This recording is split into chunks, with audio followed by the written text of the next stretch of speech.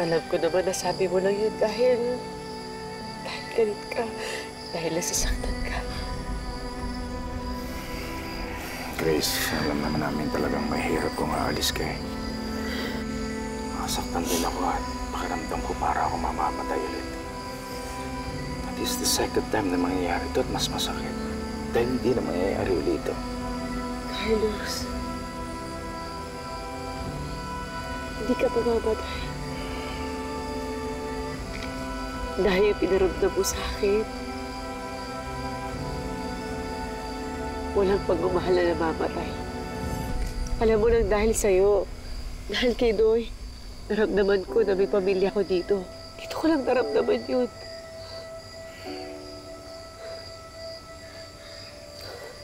Pero, Tita Grace, di ba po pwede pa rin po kayo bumalik, di ba? Kahit bisitahin niyo lang po kami ni Daddy. Kahit every Saturdays o kaya kahit twice a month. Noy, bago ko makapunta rito at makabalik sa planeta ko, kailangan ko ng 70 years. Ganun katagal. Tita Grace, ngayon na po ba kayo aalis?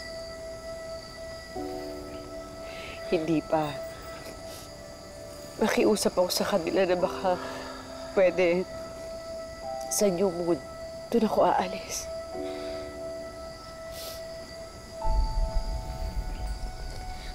New Moon?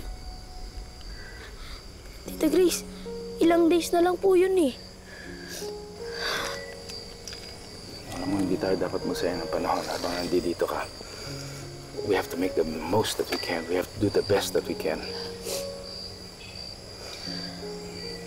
Bihirang mangyari sa amin ito.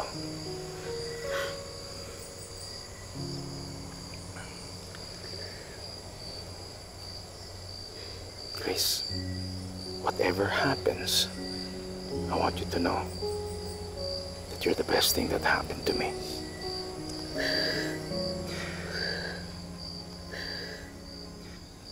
I want you to be my wife.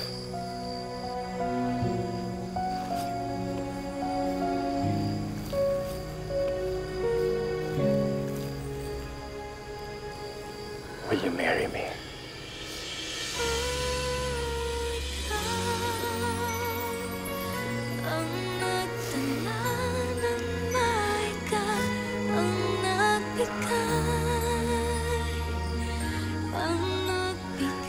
Grace.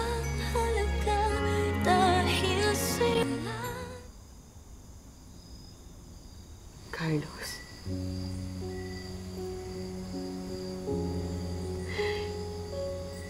Hindi ko matatanggap yan. Dahil ang pag-aasawa ay lifetime commitment. At hindi ako magiging mabuting asawa para sa'yo dahil iiwanan kita.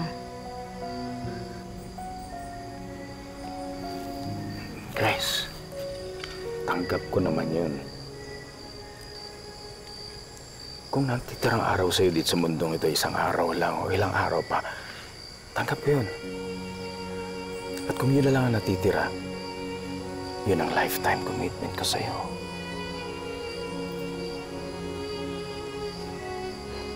Alam mo, yun ang mamimiss ko sa'yo.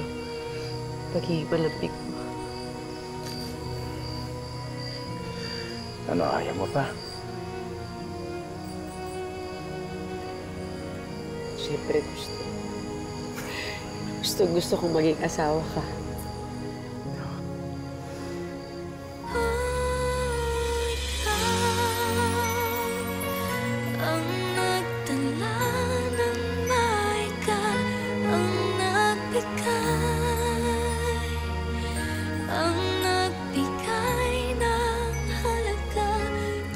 Ay, salamat na Jess din. Nabalutan ng pag-ibig, nagbago ang aking daigdig.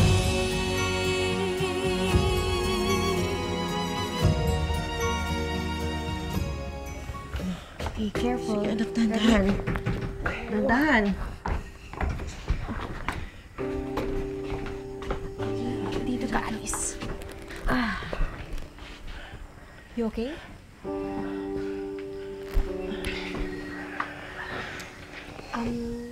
Aling Isay, have you tried reporting this incident to the police? Or kahit na yung barangay? Ayaw na namin palakihin pa yung nangyari. But that's so unfair. You guys don't have anything to do with what Manmingoy did. Paano kung bumalik sila? Hindi na sila babalik. Naka-arrest back na sila. Aris, huwag ka nang kumilos, okay? I'll help you. Aling Isay, gagamutin ko si Aris. Kukuha na muna ako ng tuwalang may yelo, ha? Sige po. Aris, are you okay? Is there anything that you want me to do for you? Do you want me to adjust your pillow or tend to your wounds? Nahihilo ka ba? Hindi, masakit lang.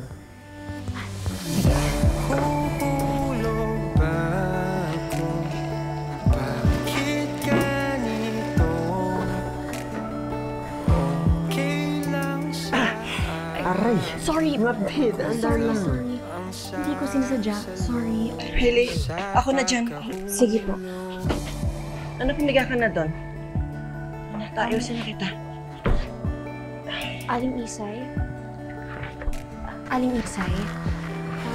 I really want to help. Is there anything else that I can do? I can get you guys food. Do you want anything, Aris? Kahit ano, may pagkain pa ata sa kusina. Sige po.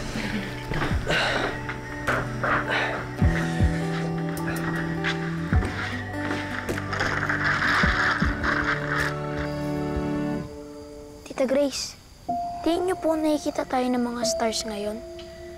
Tingin niyo po kung nag-stargazing tayo, nag-human gazing din po kaya sila? Naku, kung nakikita nila tayo, siguro mas gugustuhin nilang maging tao. Ba't naman nila gustong maging tao? Mahirap kaya maging tao. Hindi kaya mas masaya at mas maganda dyan sa langit. Alam mo yung stars, isang malaking bato yan na napapalibutan ng gas. Billions ang buhay nila. Kung titignan mo sa langit, ang ganda-ganda nila. Pero yun nga lang, wala silang laman. Hindi nila alam kung paano umibig na masarap magmahal, masakit masaktan at ma-reject. Isa pa, napaka-powerful ng pagkapatawad. Kaya maswerte kayong mga tao, nararamdaman niyo lahat yan. Alam mo, hindi ko naisip yan ha. Maraming salamat. You made us realize how precious we all are. Ayaw na kitang paalisin ulit. Ako din naman. Kung pwede lang sana kapag wala na ako, tumingin kayo sa langit. Papangitiin ko yung mga bituin. Pag nakita niyo yun, yun ako.